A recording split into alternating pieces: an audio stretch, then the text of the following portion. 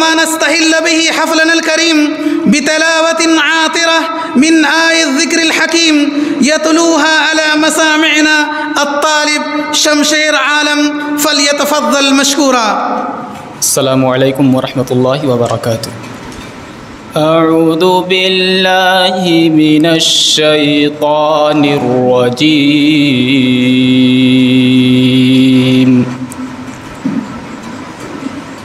بسم الله الرحمن الرحيم.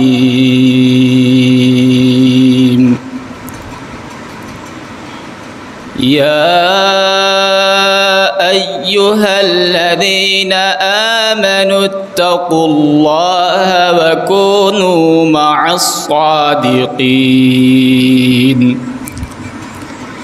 ما كان لأهل المدينة ومن حولهم من الأعراب أن يتخلفوا عن رسول الله ولا يرغبوا بأنفسهم عن نفسه، ذلك بأنهم لا يصيبهم ظمأ ولا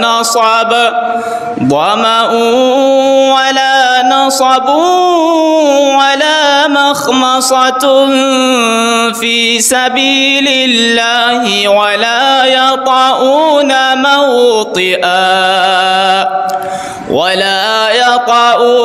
موطئا يغيظ الكفار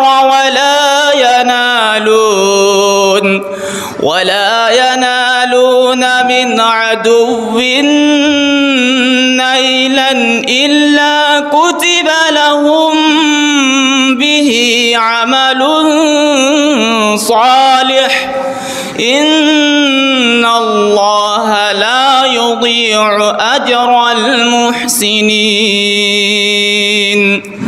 ولا ينفقون نفقة صغيرة ولا كبيرة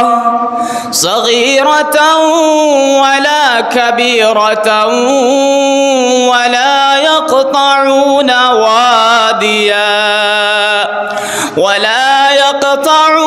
واديا إلا كتب لهم ليجزيهم الله أحسن ما كانوا يعملون.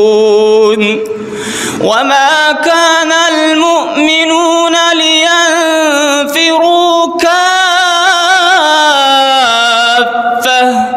فلولا نفر من كل فرقة منهم طائفة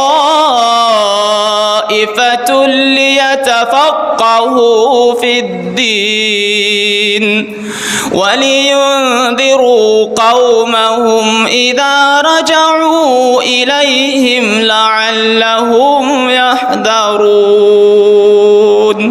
السلام عليكم. ما شاء الله تبارك الله، بارك الله فيك. اللهم اجعل القرآن ربيع قلوبنا ونور صدورنا وجلاء همومنا، آمين يا رب العالمين. مشرب مهر وفا ہے مسلک اہل حدیث، جادہ صدق و صفا ہے مسلک اہل